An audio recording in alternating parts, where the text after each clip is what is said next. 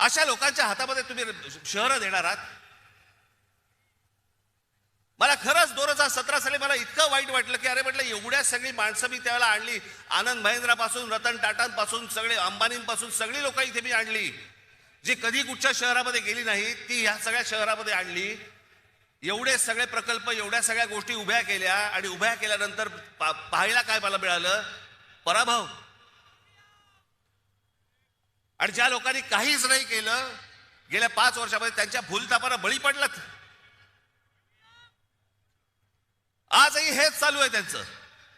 पैसे वाटायचे, बाकीच्या सगळ्या गोष्टी करायच्या, बोगस वोटिंग करायचं, घराघरात जाऊन पैसे वाटायचे. आज पैसे घ्यालो, किती दिवस टिकणार तुमच्याकडे? किती दिवस राहणार आहेत? पण तेवढ्याशा एका किमतीसाठी आपण अख्खं शहर दावडीला बांधतो आहोत. आपल्या चिल्ल्या पिल्ल्यांचं भवितव्य आपण दावडीला बांधतो आहोत, याचाही आपल्याला विसर पडला. कशासाठी निवडणुका लढवायच्या? मग राजकारण हा निवडणुका हा काय नुसता खेळ बनवून ठेवला का आपण? पैसे घ्यायचे आणि मतदान करायचं आणि मग 5 वर्ष बोंबलत राहायचं की ह्यांनी काही नाही केलं, ह्यांनी असंच केलं, ह्यांनी तसंच केलं, हे खोटं बोलले. परत 5 वर्षांत परत येणार, हे पैसे वाटणार. हाच खेळ खेळायचा असेल तर खेळा बाबा. तुम्ही तुम्हाला उत्तम शहर घडवायचं असेल, उत्तम भवितव्य घडवायचं असेल, आपल्या चिल्ल्या पिल्ल्यांचं देखील त्यांना असं वाटलं पाहिजे की या शहरात राहावं असं जर वाटत असेल, आज मी तुम्हाला सांगतोय, आज शिवसेना आणि महाराष्ट्र नवनिर्माण सेनेच्या हातामध्ये तुम्ही आज सत्ता देऊन बघा. तुम्हाला नाशिकमध्ये पुन्हा चमत्कार घडवल्याशिवाय मी राहणार नाही.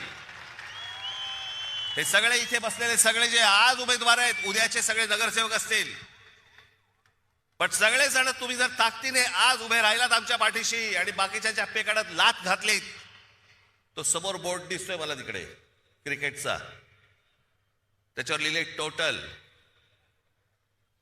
शिवसेना आणि महाराष्ट्र नवनिर्माण सेना यांचे नगरसेवक किती निवडून येणार? मला तिकडे 100चा आकडा पाहिजे मला त्या बोर्डावरती. कुठेही बेसावत राहू नका, कुठेही गाफील राहू नका, कुठेही विकले जाऊ नका, कुठच्याही जातीपातीच्या धर्माच्या कुठच्याही नावाखाली येऊ नका. हे शहर उत्तम करायचंय, सुदृढ करायचंय, सुंदर करायचंय, चांगलं करायचंय, येणाऱ्या पिढ्यांच्या भवितव्यासाठी चांगलं करायचंय. याच्यासाठी सगळेजण सज्ज व्हा. एवढंच फक्त सांगण्यासाठी आज आपल्यासमोर आलो. आपण सगळेजण इतक्या मोठ्या संख्येने इकडे आलात, आपण त्याबद्दल मी तुमचा सगळ्यांचा मी आभारी आहे. धन्यवाद. जय हिंद, जय महाराष्ट्र.